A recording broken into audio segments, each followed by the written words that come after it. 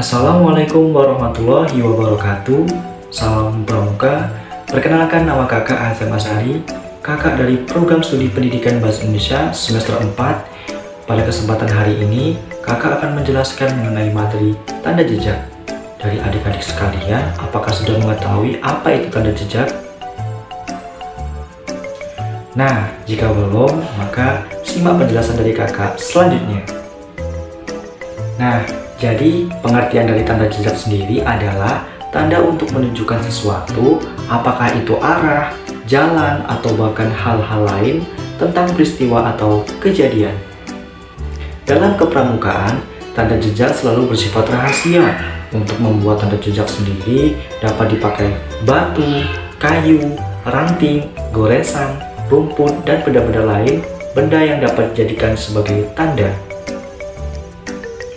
Sebagai alat pendidik, penguasaan terhadap tanda-tanda jejak dapat digunakan untuk menumbuhkan kreativitas, tanggung jawab terhadap sesama, ketelitian dalam bertindak, kejujuran dalam memberikan informasi, kerjasama regu, kewaspadaan, cinta alam, dan dapat dimanfaat sebagai sumber daya atau kekayaan alam dengan penuh tanggung jawab. Berdasarkan media yang digunakan, tanda jejak terbagi ke dalam 4 macam. Yang pertama yaitu tanda jejak di atas tanah, dan yang kedua ada tanda jejak ranting, dan yang ketiga ada tanda jejak rumput, dan yang terakhir, yang keempat ada tanda jejak batu. Sedangkan berdasarkan fungsinya, tanda jejak dibagi menjadi 2 macam, yaitu yang pertama tanda jejak yang menunjukkan arah, dan yang kedua ada tanda jejak yang menunjukkan kondisi. Perhatikan gambar di samping. Tanda jejak di atas tanah digunakan dengan menggoreskan atau menggambar pada bidang tanah yang datar dengan goresan yang agak dalam supaya tidak mudah hilang tertutup. Pastikan jika ingin membuat tanda jejak di atas tanah, haruslah pada tanah yang lapang atau mudah terlihat. Yang kedua ada tanda jejak dengan batu. Perhatikan gambar di samping. Menggunakan batu sebagai tanda jejak adalah yang cukup banyak digunakan oleh petualang.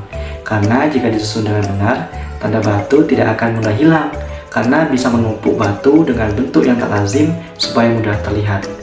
Tempatkanlah batu pada tempat yang tak lazim supaya mudah dilihat oleh manusia. Yang ketiga ada tanda jejak menggunakan ranting. Perhatikan gambar di samping.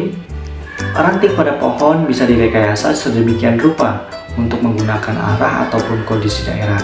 Tanda jejak menggunakan ranting ini umumnya dibuat dengan mematahkan ranting dengan membuatnya menjadi bentuk sedemikian rupa. Yang keempat ada tanda jejak menggunakan rumput. Perhatikan gambar di samping.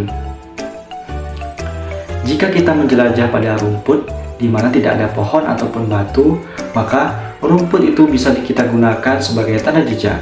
Caranya adalah dengan mengikat beberapa rumput menjadi satu bagian dan kita buat menurut fungsi penandaan. Baiklah adik-adik semuanya, jadi itulah penjelasan mengenai materi tanda jejak. Jadi kakak rasa kalian sudah memahami ya mengenai materi tanda jejak dan macam-macam tanda jejak yang telah kakak jelaskan tadi. Jika sudah paham, kakak akhiri. Wassalamualaikum warahmatullahi wabarakatuh. Salam pramuka.